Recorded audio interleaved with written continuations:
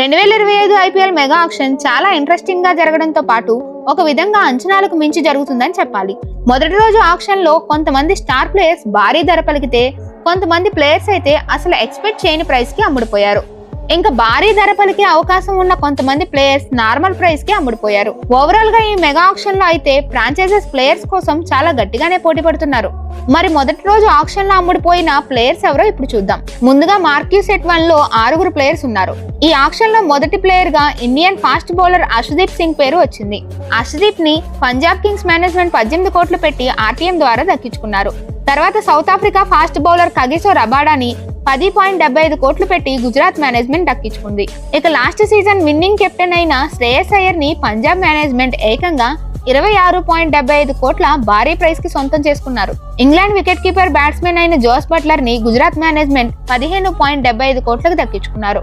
Last time auction లో record ధర పలికిన Aussies fast bowler Mitchell Starc ని ఈసారి ఢిల్లీ మేనేజ్మెంట్ 11.75 కోట్లకు దక్కించుకున్నారు. ఇక ఈసారి ఆక్షన్ లో హైలైట్ గా నిలుస్తాడు అని ఎక్స్పెక్ట్ చేసిన Indian wicket keeper batsmen Rishabh Pant నిజంగానే భారీ ధర పలికాడు. లక్నో మేనేజ్మెంట్ పంత్ ని 27 కోట్ల రికార్డ్ ప్రైస్ కి సొంతం చేసుకుంది. ఇక ఇండియన్ ఫాస్ట్ బౌలర్ మహమ్మద్ షమీని ఎస్ఆర్హెచ్ మేనేజ్మెంట్ 10 కోట్లకి దక్కించుకున్నారు.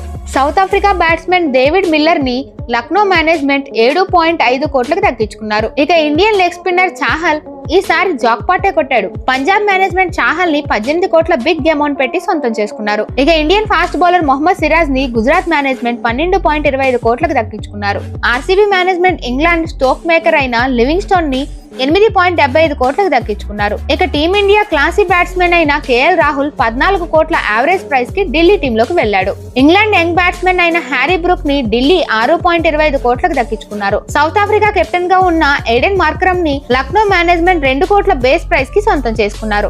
న్యూజిలాండ్ ఓపెనర్ అయిన డెవాన్ కాన్వే ని సిఎస్కే మేనేజ్మెంట్ 6.25 కోట్లు పెట్టి తిరిగి ఆక్షన్ లో దక్కించుకున్నారు. రాహుల్ త్రిపాఠిని 3.4 కోట్లకి సిఎస్కే మేనేజ్మెంట్ సొంతం చేసుకున్నారు. ఆసీస్ డాషింగ్ ఓపెనర్ అయిన జేక్ ఫ్రాజర్ ని ఢిల్లీ మేనేజ్మెంట్ 9 కోట్లకి ఆర్టీఎం ద్వారా దక్కించుకున్నారు. ఇండియన్ బౌలింగ్ ఆల్ రౌండర్ అయిన హర్షల్ పటేల్ మరోసారి మంచి ప్రైస్ కే వెళ్లాడు. ఎస్ఆర్హెచ్ మేనేజ్మెంట్ హర్షల్ పటేల్ ని 8 కోట్లకు సొంతం చేసుకున్నారు. ఇక కివీస్ యంగ్ ప్లేయర్ రచన్ రవీంద్రని సిఎస్కే మేనేజ్మెంట్ 4 కోట్లకి ఆర్టీఎం ద్వారా రిటైన్ చేసుకున్నారు. ఇక Indian star spinner Ravichandran Ashwin 2015 తర్వాత తిరిగి సిఎస్కే టీమ్ లోకి వచ్చాడు. సిఎస్కే మేనేజ్మెంట్ అశ్విన్ ని 9.75 కోట్లు పెట్టి కొన్నారు. Indian all rounder Venkatesh Iyer అయితే ఎక్స్పెక్ట్ చేయని ప్రైస్ కి అమ్ముడుపోయాడు. కేకేఆర్ మేనేజ్మెంట్ వెంకటేష్ అయ్యర్ ని 23.75 కోట్ల భారీ అమౌంట్ తో దక్కించుకున్నారు.